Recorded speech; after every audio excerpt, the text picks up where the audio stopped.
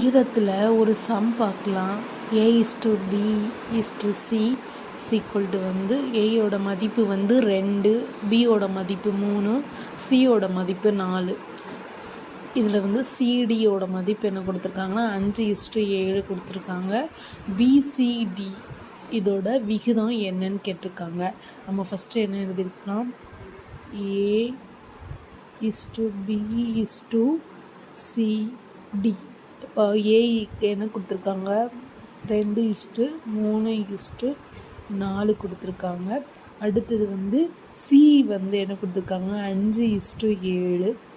இந்த 4 இந்த சைடு போட்டுக்கணும், இந்த 5 இந்த சைடு போட்டுக்கணும். அப்போது 10, 15, 20, 28. இப்போது ABCDயோட மதிப்பு 10, 15, 20, 28. இதுதான் இதோட ஆன்சர்.